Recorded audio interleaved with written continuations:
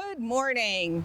It's September 8th, 2021, and we are the Leominster Dynamic Historians. My name is Mary Marotta, and I'm with the Leominster Historical Society. I'm here with my friend Ron Girouard, who is with the Leominster Historical Commission and the Leominster Historical Society. It's been a long time since we've been out exploring Leominster history. So today we've chosen three special stories to tell you that will show you some of the things that have happened in Leominster since we last filmed, which was about a year and a half ago. We're starting here today on Lancaster Street, number 210 Lancaster Street. This wonderful building is now the headquarters of the Leominster Fire Department. But this building was originally built as a school way back in 1900. It closed in the end of the 1960s. A lot of people around here will actually remember coming to school here for grammar school. Ron remembers coming here to school. Now, when this school was built in 1900, there was an issue about having water available for the students. Now, back in the old days, students used to use a tin cup and dip water out of a horse trough and share the tin cup. Well, the school physician, Dr. Appleton Pierce, quickly announced that that would be a health hazard. So, in this school, they actually installed the first bubblers in the school system. Now, the other thing you'll note about this great building, it's called the Brickyard, and it's built with wonderful red bricks. These bricks were made at the L.E. Osborne Brickyard right here in Leominster, Massachusetts. After this building was no longer a school, it was purchased by the Society of Plastics Engineers. They opened up the Plastics Hall of Fame and then the National Plastics Center and Museum. When that closed in 2008, it was hard for anybody to imagine who would take the building over. We're really glad that the fire department can use this wonderful old municipal building for such a great purpose. Thanks for joining us, and keep watching for our next segment of September Revisiting Leominster.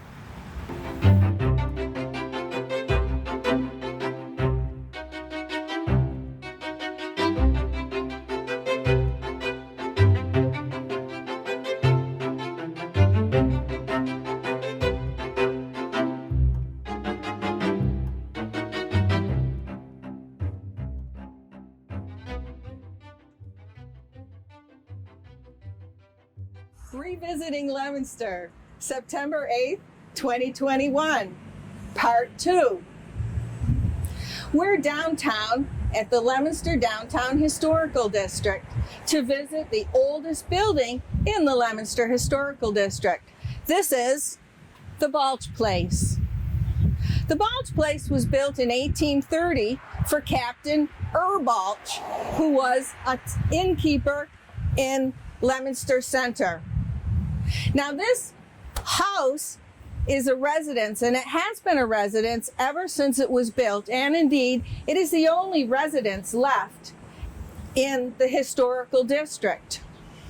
It's interesting because most of the buildings around here at the time it was built were just houses and gardens.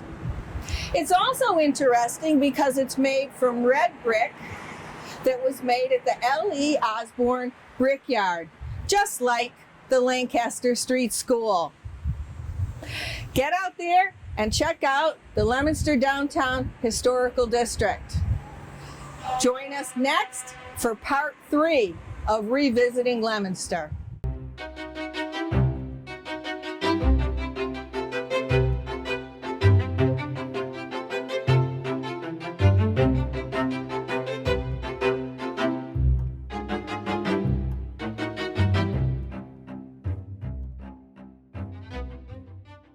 Revisiting Leominster, Part 3.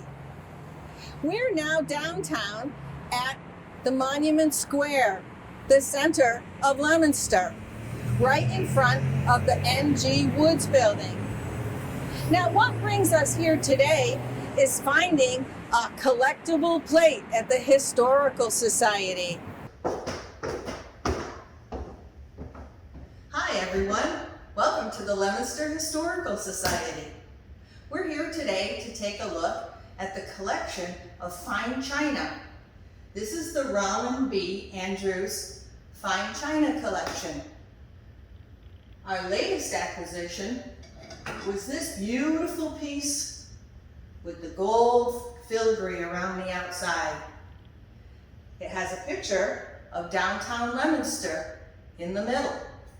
And on the back, the hallmark says, Made in Austria for R.B. Andrews.